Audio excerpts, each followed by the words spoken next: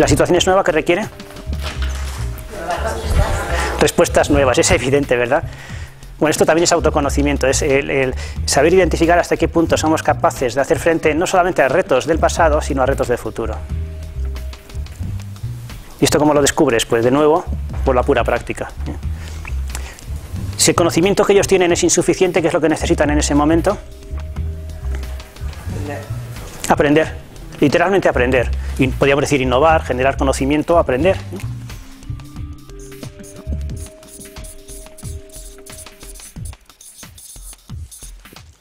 Conocerse a sí mismo no solamente es hacer un repertorio de mis conocimientos, sino que también es hacer un repertorio de mis no conocimientos. Es decir, ¿de qué me siento capaz de aprender?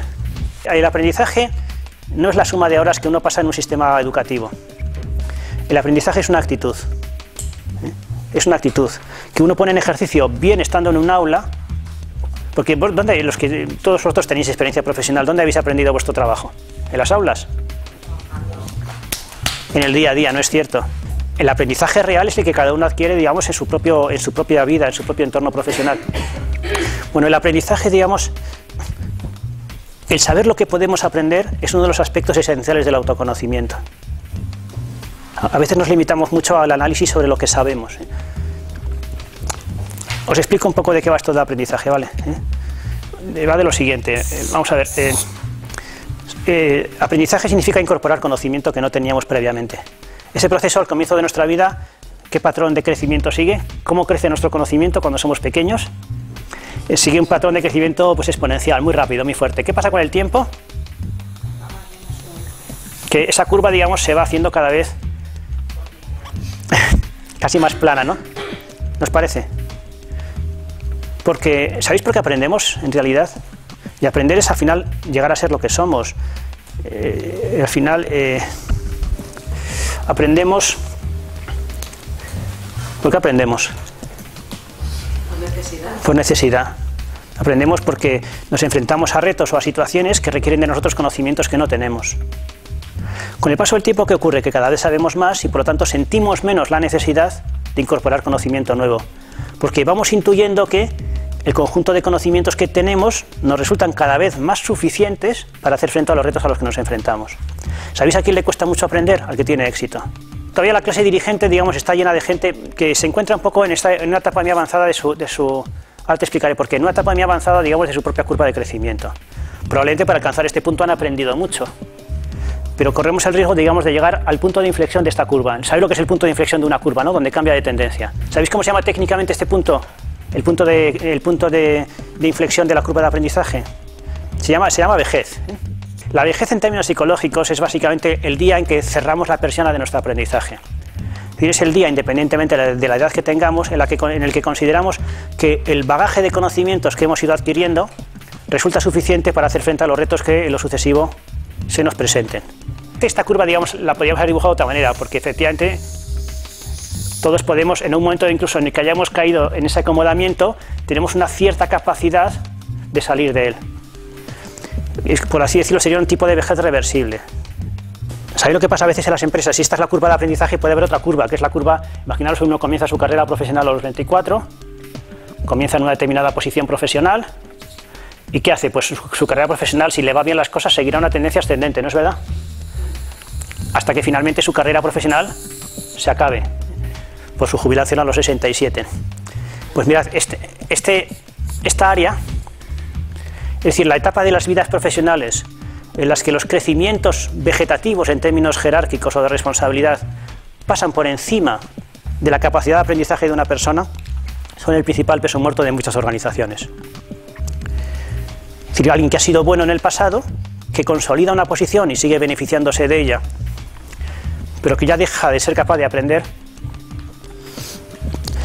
¿Sabéis lo que pasa? Que en ese momento, ¿el de qué vive? De la experiencia, de las rentas. Mirad, autoconocerse tiene mucho que ver con saber lo que uno todavía puede aprender. Conocer qué límites puedo romper. Por eso os decía, las crisis son muy buenas para el autoconocimiento, porque nos ponen un poquito en el límite. Nos ponen en situaciones en las cuales topamos, por así decirlo, con los límites de lo que ya sabíamos en el pasado. ¿Y el aula para qué sirve entonces si aprendemos en la vida, si el aprendizaje es pura actitud? Hay dos modos de aprender, básicamente, en las aulas y en la realidad, ¿no? ¿Por qué se caracteriza el aprendizaje académico? ¿Qué os parece? Es teórico, ¿no? Es teórico, esto sin duda es teórico. Es la sistematización de todos los conocimientos que hemos ido adquiriendo en el pasado. Lo cual, si lo pensáis un poco, es enormemente útil. ¿Por qué? Porque te permite empezar a construir o a conocer desde lo que gente muy inteligente ha sido capaz de aprender en el pasado.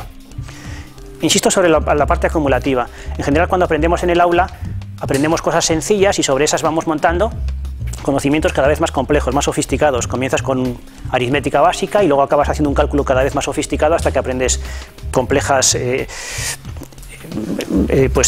procesos de cálculo muy complejos, etc. También se caracteriza en España, al menos, porque es un tipo de aprendizaje muy individual, ¿no os parece? Diríamos que el aprendizaje académico básicamente está orientado a dar respuesta a problemas conocidos.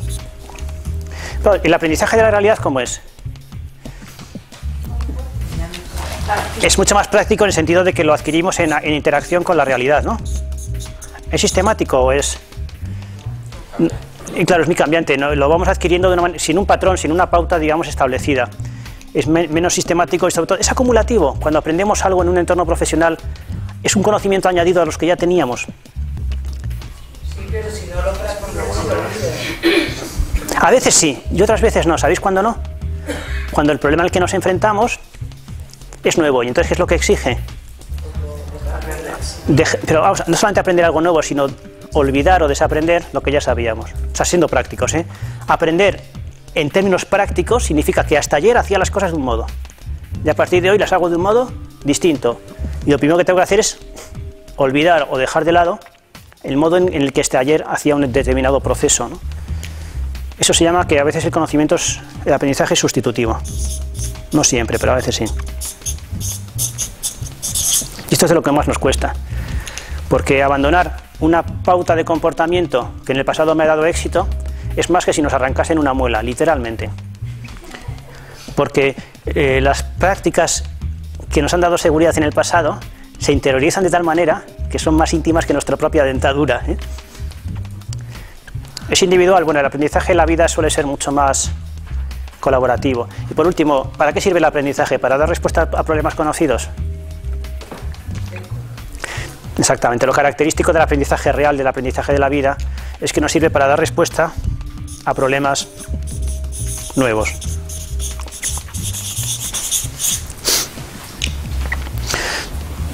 Hay una frase de Benedetti que me gusta mucho en una de sus obras.